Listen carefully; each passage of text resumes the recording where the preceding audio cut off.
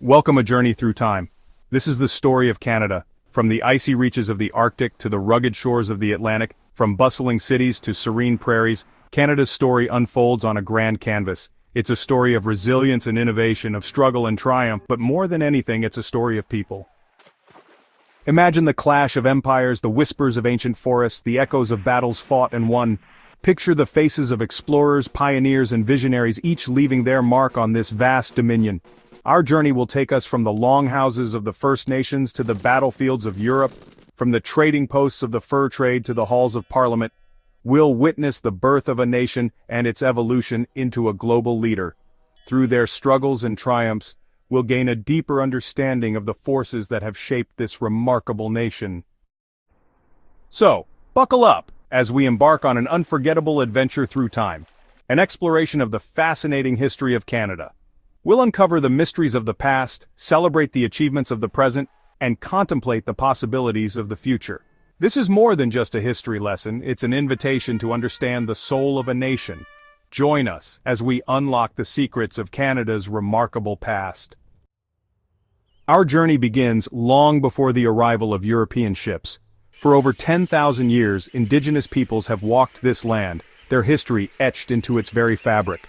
From the Inuit navigating the Arctic to the Haida carving totems on the Pacific coast, the First Nations people flourished in every corner of this vast land. Imagine a time when the rhythm of life was dictated by the changing seasons, by the migration of caribou herds, by the salmon runs that sustained entire communities. Archaeological evidence whispers tales of their ingenuity and adaptability. It's crucial to remember that First Nations isn't a monolithic term. Within this vast territory, hundreds of distinct nations with their own languages, traditions, and forms of governance thrived. Trade routes crisscrossed the continent, connecting these diverse nations in a complex web of commerce and cultural exchange. Copper from Lake Superior, shells from the Pacific coast, obsidian from volcanic regions. These materials traveled vast distances, evidence of the interconnectedness that characterized pre-colonial Canada. This exchange fostered alliances and at times rivalries, shaping the geopolitical landscape long before the arrival of Europeans. The spiritual beliefs of the First Nations were deeply intertwined with the natural world. They saw spirits in the rustling leaves, in the thundering waterfalls, in the animals they hunted, and the plants they gathered. Oral traditions, passed down through generations, served as repositories of knowledge, history, and moral guidance. Elders, revered for their wisdom and experience, played a vital role in preserving and transmitting this knowledge. This rich and diverse cultural tapestry woven over thousands of years formed the foundation upon which the nation of Canada would eventually be built. The year is 1497. Across the Atlantic, a young Italian explorer named John Cabot, sailing under the English flag, sights land. He believes he's found a new route to Asia, a shortcut to the riches of the East. Little does he know he's stumbled upon a land already teeming with history, a land destined to become a crossroads of cultures. Cabot's arrival marks a turning point, the beginning of sustained European contact with the indigenous peoples of what is now Canada. The early 17th century saw the establishment of the first permanent European settlements in Canada. Samuel de Champlain, a French explorer with dreams of empire, founded Quebec City in 1608. Champlain recognized the importance of forging alliances with the indigenous populations. He befriended the Algonquin and Huron, who saw in the French potential allies against their powerful Iroquois rivals to the south.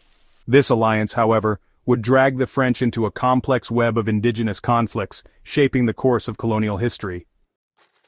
As the 17th century wore on, the rivalry between France and England for control of North America intensified. Wars raged across the continent, with indigenous allies caught in the crossfire. The struggle for control of the fur trade, of strategic waterways, of land itself, fueled these conflicts. The Treaty of Utrecht in 1713, while bringing a temporary lull in hostilities, formally ceded Acadia, Newfoundland, and the Hudson Bay region to Britain. France, however, clung tightly to its colony of New France, determined to maintain its foothold in the New World. The mid-18th century. Tensions between Great Britain and France, simmering for decades, finally boiled over. The French and Indian War, as it's known in the United States, engulfed North America. It was a conflict that would reshape the destiny of Canada, a brutal struggle for control of a continent. The Treaty of Paris in 1763 officially ceded New France to Great Britain, marking a profound shift in the balance of power. The late 18th century saw a wave of change sweep across North America. The American Revolution, a fiery rebellion against British rule, sent shockwaves north to the British colonies that would become Canada. While many colonists remained loyal to the Crown, the Revolution ignited debates about self-governance and the rights of citizens. Thousands of United Empire loyalists, colonists who had remained loyal to Britain, fled north, seeking refuge in the remaining British territories. This influx of English-speaking settlers further diversified the cultural landscape of Canada, adding a new layer to its evolving identity. The path to Confederation was not without its challenges. Political deadlocks, economic disparities, and the looming threat of American expansionism fueled debate and dissent. But amidst these challenges, a generation of visionary leaders emerged, determined to forge a new path forward. John A. Macdonald, a shrewd politician from Upper Canada, recognized that a united Canada would be stronger than its individual parts. Finally, on July 1, 1867, the British North America Act came into effect, uniting Nova Scotia, New Brunswick, and the province of Canada as the Dominion of Canada. The ink was barely dry on the Confederation Papers when Canada faced its first challenges. The vast expanse of Rupert's Land, controlled by the Hudson's Bay Company, beckoned with promises of resources and expansion. But this land was not empty. It was home to indigenous peoples, the Métis, and a growing number of settlers, all with their own aspirations. The Métis, led by the charismatic Louis Riel, resisted the Canadian government's attempts to assert control over their homeland. The Red River Rebellion of 1869 highlighted the challenges of reconciliation and the need to address the grievances of indigenous peoples. The year 1914. The assassination of Archduke Franz Ferdinand in Sarajevo ignited a powder keg, plunging Europe into the abyss of World War I. Canada, as part of the British Empire, was automatically at war. Its young men and women called upon to serve in a conflict far from home. Canadian troops distinguished themselves in battles like Ypres, Vimy Ridge, and Passchendaele, their courage and sacrifice forever etched in the annals of military history. Canada emerged from the war scarred but stronger, its place on the world stage forever altered. The interwar years were a time of both progress and uncertainty. Canada grappled with the economic challenges of the Great Depression, witnessing firsthand the social unrest and hardship that gripped the world. Yet amidst these challenges, the nation continued to evolve. The Statute of Westminster in 1931 granted Canada greater autonomy within the British Commonwealth, solidifying its status as an independent nation. Canada, however, remained deeply divided over its role in international affairs. The rise of fascism in Europe cast a long shadow, and the outbreak of World War II in 1939 tested Canada's resolve once more. This time, there was no question of automatic involvement. Canada, after much debate, chose to stand with its allies, declaring war on Nazi Germany on September 10, 1939. From the beaches of Normandy to the skies over Europe, Canadian forces once again answered the call to duty, fighting with courage and distinction. The war effort transformed Canada's economy and its society, laying the groundwork for the post-war boom and its emergence as a middle power on the world stage. As the dust settled on a war-weary world, Canada emerged transformed. The sacrifices made and the victories won on distant battlefields had forged a new sense of national unity and purpose. The post-war years were a time of unprecedented prosperity, fueled by a booming economy and a baby boom that swelled the population.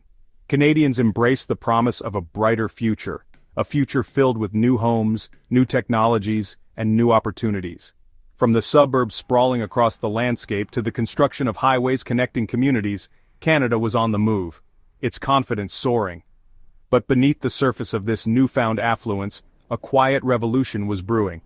Canadians, having witnessed the horrors of war and the inequalities exposed by the Depression, yearned for a more just and equitable society.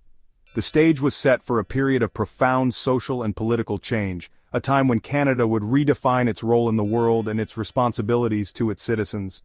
The seeds of universal health care, social safety nets, and a more inclusive society were sown during these pivotal years, as Canada sought to create a nation where opportunity was available to all, regardless of background or circumstance.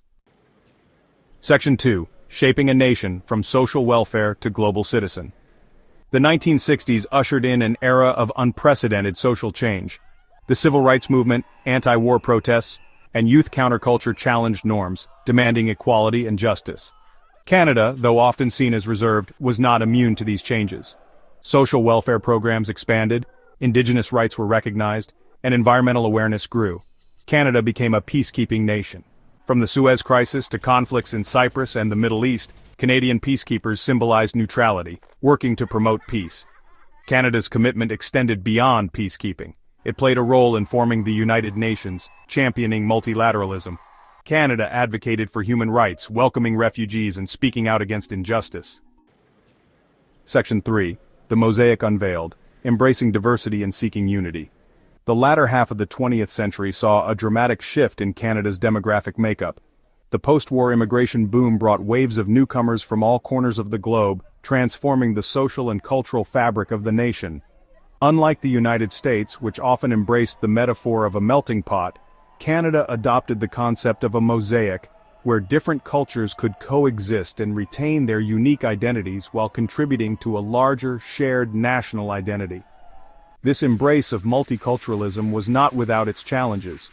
Issues of integration, discrimination, and the search for a common ground in an increasingly diverse society sparked debate and, at times, social tension. Yet, Canada persevered, striving to create a society where differences were not just tolerated but celebrated, where the richness of its cultural tapestry was seen as a source of strength and unity. The journey towards a truly inclusive and equitable society continues to this day, a testament to Canada's ongoing commitment to its founding principles of diversity, tolerance, and respect. Section 1. A Legacy in Progress. And so, we reach the present day, a Canada grappling with its past, embracing its present, and shaping a future worthy of its heritage. From the ancient footsteps of the First Nations to a modern, multicultural nation, the story is still being written. Today's challenges, reconciliation, climate change, social inequality, and navigating a complex geopolitical landscape, echo those of the past. They demand courage, compassion, and learning from history. Canada's legacy is a living entity, shaped by each generation's hopes and dreams. Built on peace, diversity, and social justice, it resonates globally. As Canadians, we inherit this story still unfolding. Our responsibility is to learn, celebrate, acknowledge, and build a future worthy of past sacrifices. Section 2. Your invitation to explore. This journey through Canadian history, while just a glimpse into a vast and complex tapestry, has hopefully sparked your curiosity, ignited your imagination, and left you wanting to learn more. The story of Canada is not confined to textbooks or museums. It's alive in the communities we build, the art we create, the conversations we have, and the future we envision together. I encourage you to explore further, to seek out the stories of those who have shaped this land, to engage in thoughtful discussions about our shared past, and to contribute your own voice to the ongoing narrative of this remarkable nation.